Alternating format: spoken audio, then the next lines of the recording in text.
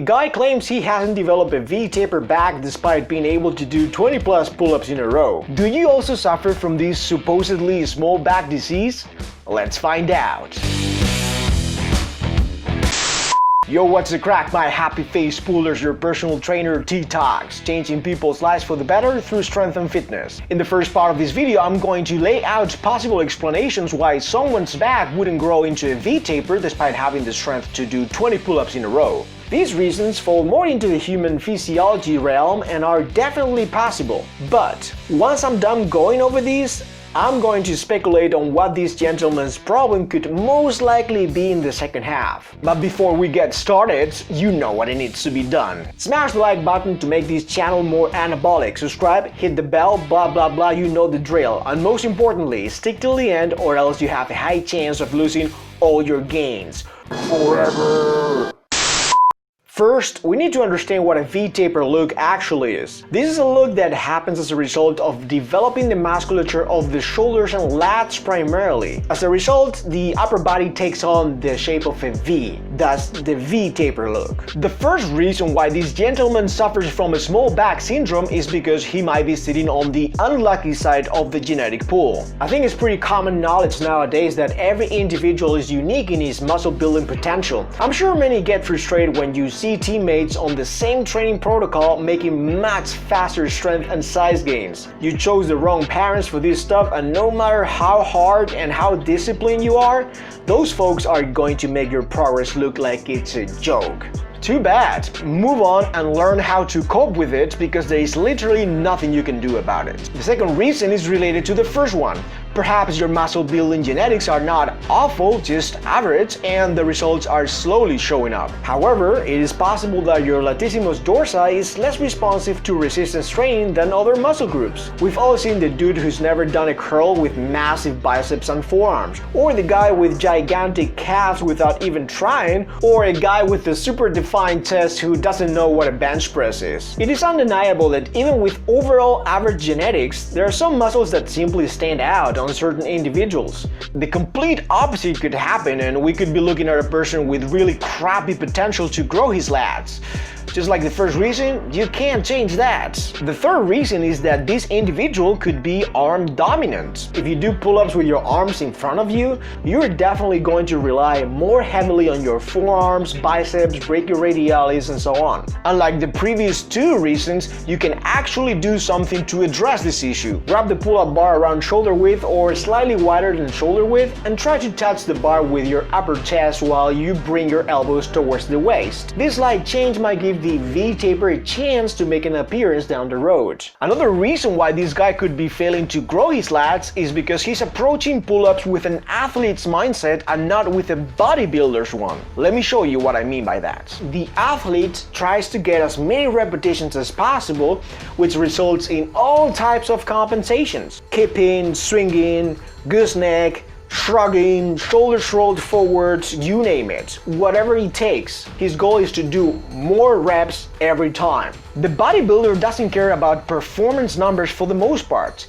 He doesn't want to do more pull-ups, he wants to do pull-ups harder. That means that he likely spent a good chunk of time in the eccentric phase, accumulating constant tension in the part of the muscle contraction where the most micro tears occur. He doesn't care whether he did 8 or 9 or 10 reps total. His goal is not a number, but to exhaust the muscle while causing the most amount of damage in the process.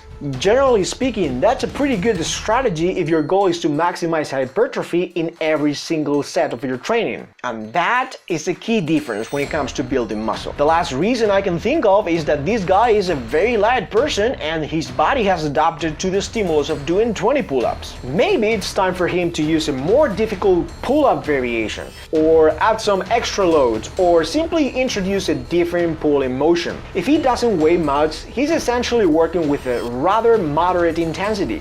So, quick recap on the possible scenarios where you could fail to develop a V-taper despite doing 20 plus pull-ups. 1. You have very poor muscle building potential.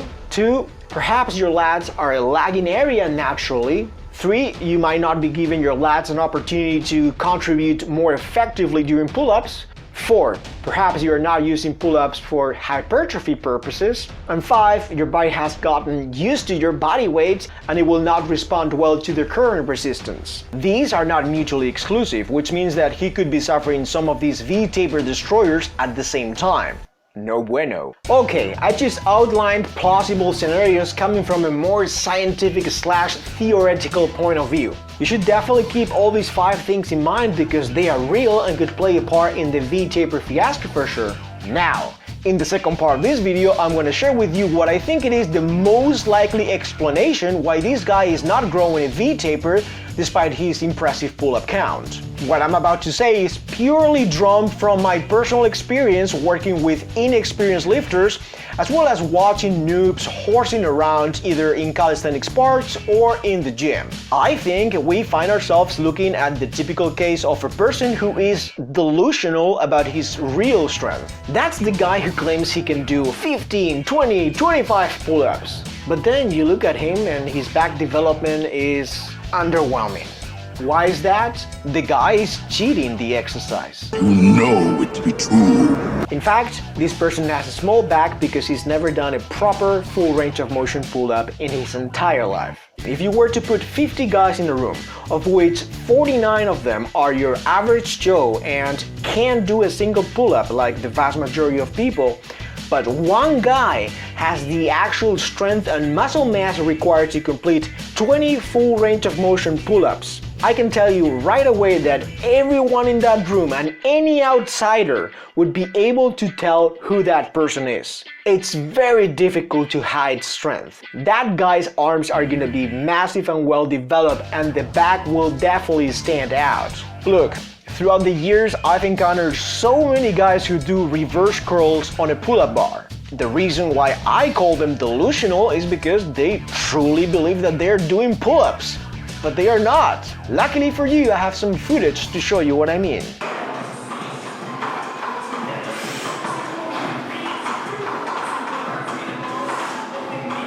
Zero, no rep, that's not counting, that's not a pull-up. What the hell are you doing, man? What are you doing? Stop.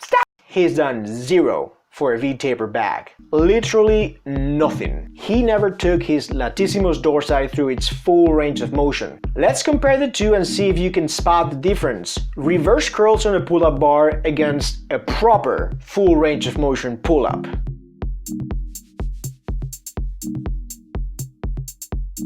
Nothing is really happening in the lats here. The movement is so small that this contraction is almost isometric, barely moving 2 inches up and down.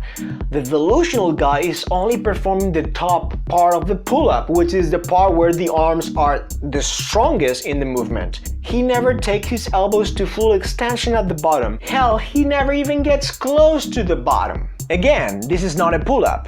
For him, it's more important the social validation he gets from telling other folks that he can do 20 pull-ups than actually learning how to develop his back with pull-ups. Because if he did, he'll see his numbers drop as fast as Eddie Hall after pulling half a ton off the floor. The truth of the matter is that he might be able to do 1 repetition. Okay, I'll give him 2. I'm feeling generous today. And if you think that I'm exaggerating here and perhaps I'm being a little bit too harsh on this guy, please let's take a look at 2 key moments during a pull-up set. The initial setup and the exit. This guy is only able to get his head above the pull-up bar at the start because he's jumping. In other words, his leg muscles do the work, not his back muscles, and most certainly not his lats. And at the end of the curls, he lets himself drop, which means that he skips the first half portion of the pull-up again. So for the duration of the set, he has spent literally... Well, I'll actually let Greg tell you about it. It's about a 0! Exactly, 0 seconds at the bottom position of the pull-up. What do you think is going to happen when you force him to do 1 single pull-up with full range of motion? He won't. Strength is angle specific.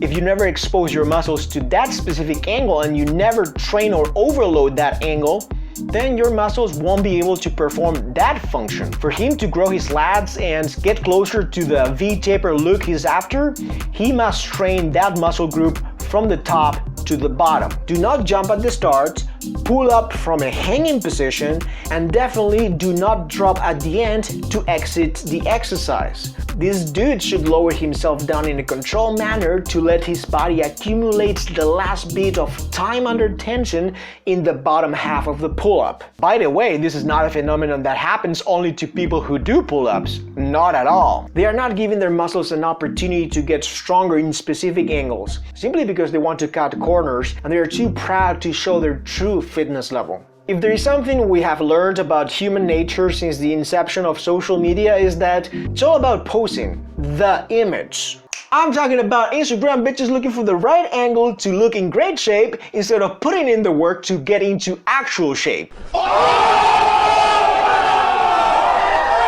And this is the true reason why your back could still look like crap despite all the pull-ups you claim you can do. BS pull-ups will give you BS results. I made a video not so long ago on how to achieve your first pull-up. This is a 15-minute in-depth blueprint that breaks down 4 different phases. One builds on top of the previous one so that you can gradually develop the strength that is required to do your first unassisted full range of motion pull-up. Make sure to check it out. Alright peeps of the intraweb, I really hope you found value in today's video. If you learned something new and you want to show me some appreciation, which is very welcome by the way, go ahead and smash the like button, consider subscribe, and don't forget to click on the bell to get notified every time I release a new video. I gotta go eat. In the meantime, stay fit, stay strong, give me a thumbs up and subscribe to the channel for more gains. Peace!